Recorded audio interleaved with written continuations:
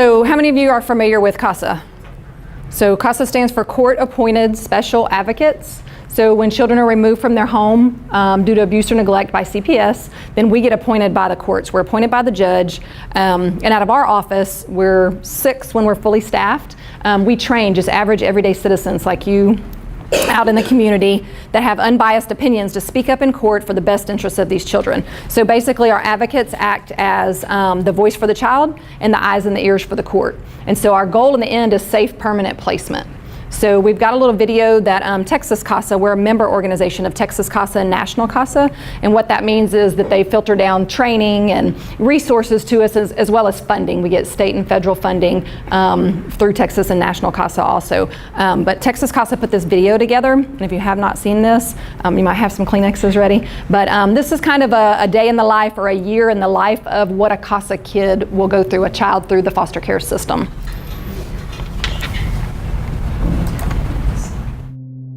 A dragon lives in my house.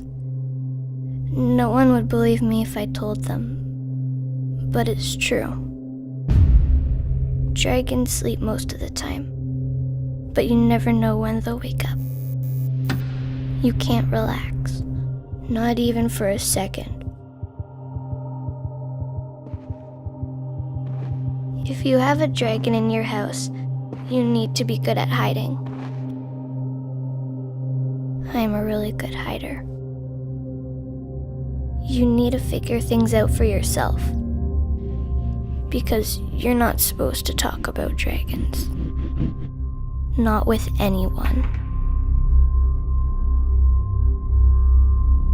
At first, I tried to do everything right.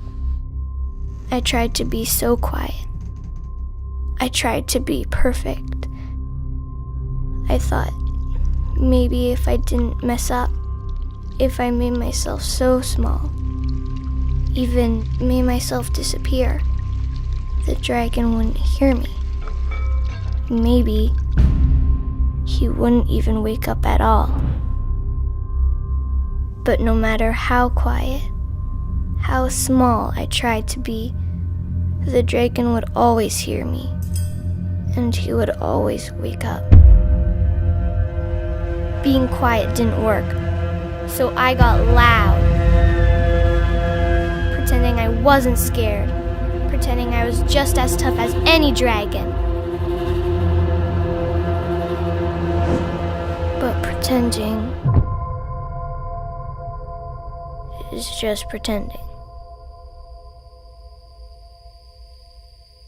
Nothing worked. Nothing could make it stop. That's when I realized it must be something wrong with me that dragons hate. When dragons wake up, they're angry. They want to hurt. Sometimes it leaves a mark. Sometimes it's a hurt you can't see, that you don't even have words for. Those are the worst of all.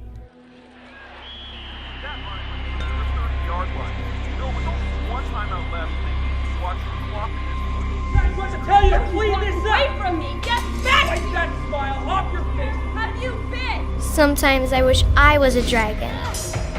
I'd let out all the things that hurt, all the things that don't make sense. I'd burn down everyone, burn down everything. But I'm not a dragon. I'm a little girl. And I'm all alone.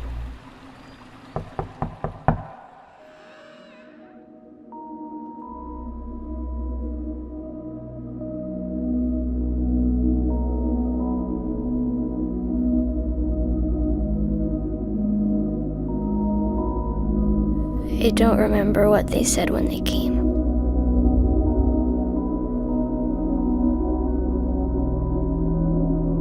I just remember thinking, when something's broken, when you can't fix it anymore, when it's no use to anyone, you throw it away.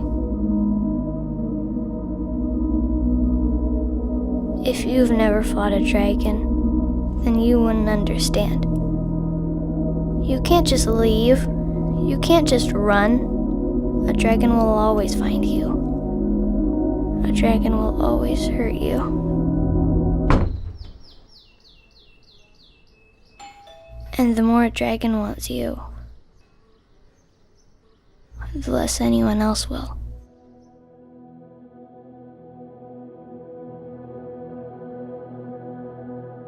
New faces,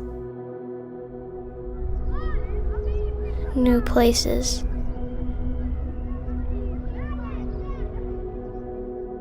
new dragons to watch out for.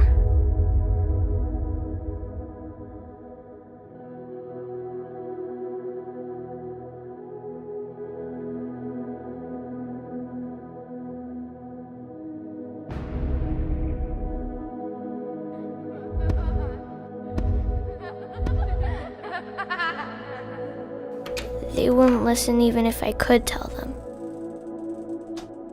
I know it's true, because they never ask.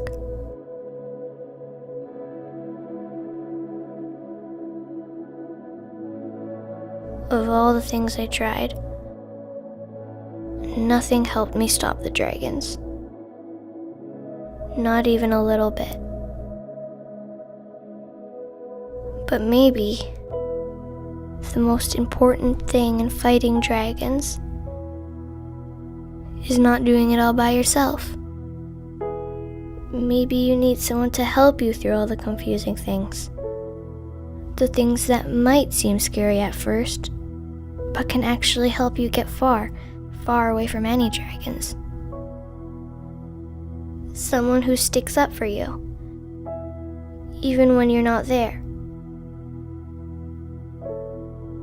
Someone who knows where you came from and what you've been through. Someone who's on your side, not just when things are easy, but when they're hard too.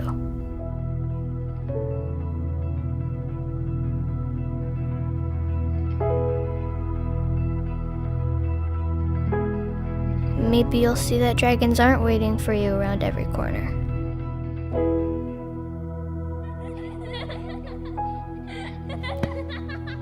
Maybe they don't live in every house. Maybe it's not even your fault they're so angry.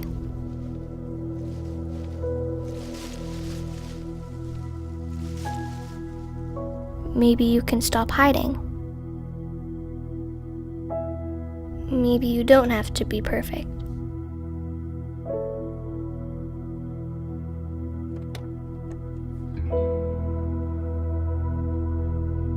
You don't have to make yourself small. You don't have to always be ready to fight.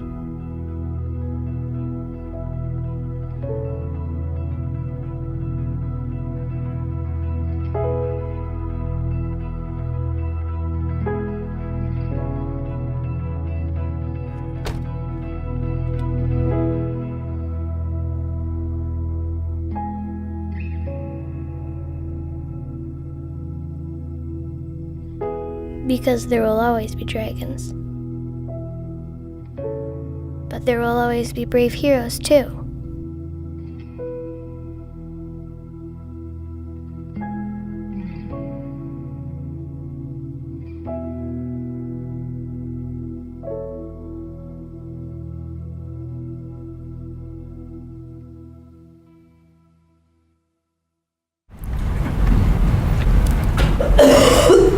And I don't think, am I supposed to turn this thing on? Or it's on? It is on. It is on? Okay. So that kind of depicts what our children go through. And you saw when she had her black trash bag, and then they were standing in front of house after house after house. And so the role of the CASA advocate tends to be the constant in the children's life. CPS caseworkers are overworked and there's a lot of turnover there. Attorneys don't, have that personal relationship with the children. And there's all these different parties that are involved. And so the CASA advocate is the one that is there for the child, for the children, throughout the entire length of the case. For our advocates, we ask for a 12-month commitment because that's the typical length of the case that is set by the courts.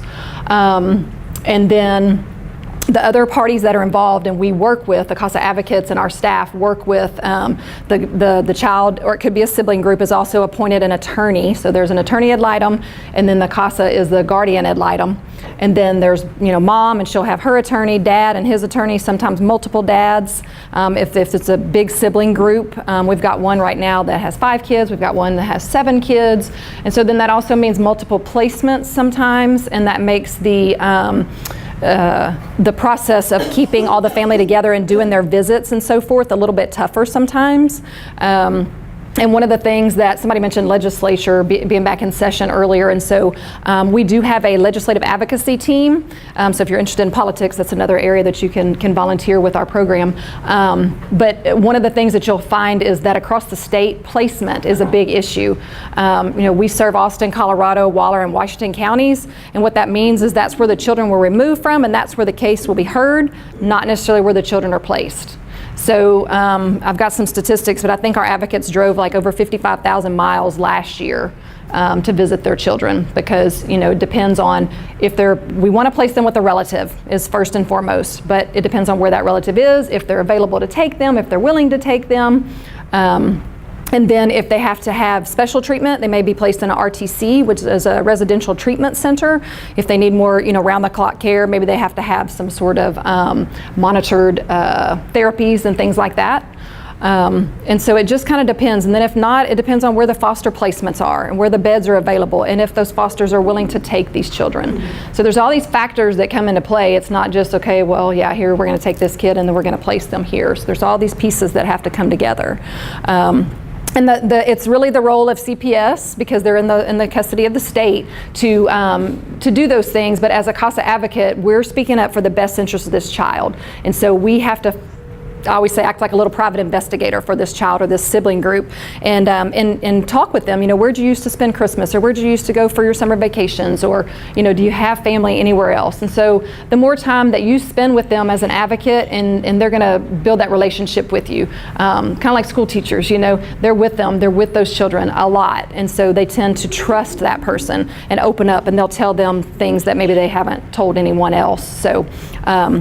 That's kind of the difference as far as a CASA advocate and a CPS caseworker, aside from their state agency, and this is solely volunteer. I mean, our organization is solely volunteer-centric. We could not operate without our volunteers, and it saves the counties money because otherwise then they would have to have an appointed person as well as the attorney that's appointed, and so it would cost the counties more money to do the role of our advocates.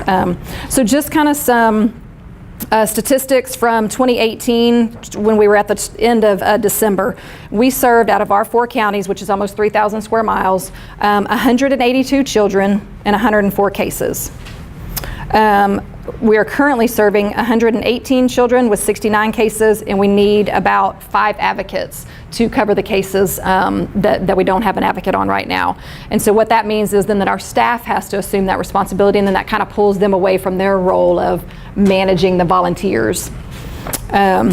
Waller County is always our top county, or has been since I've been there. So last year, Waller, we served about 46% of our children there. Washington County, about 35%. Colorado County, about 12%. And Austin County, about 7%. So, I know a lot of it has to do with population and things like that, and the location, like Waller County butts up to Harrison, Fort Bend, different things like that. We see different trends. Educators and physicians and things like that are required to report. So a lot of times we'll see removals come in after the holidays or right when school starts back because those people have eyes on the children now and they're required to report. And then we'll see things as far as the opioid epidemic you hear about, meth, the increase of meth usage. And so we see those trends, and then children enter the foster care system because of those reasons.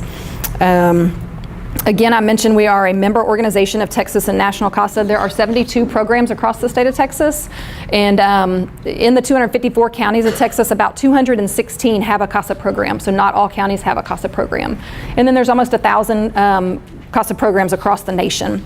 It started in Seattle, Washington, when a judge was hearing a family case and he didn't feel like he could make the best decision, and so he thought, what better than an unbiased opinion, average everyday citizen to speak up for these children. So that's kind of how it started. And then the first program started in Texas in Dallas in 1989. And then our program started in 2007. And so we've been around about 11 years, going on 12 years now. And we're always looking for CASA advocates, but if that is not for you, if you don't have the time or the emotional capacity or whatever reason to do that commitment, we have volunteer roles in other capacities, and I've got some brochures back there on the table for both. But that group, our Friends of CASA, we call our CASA Crusaders.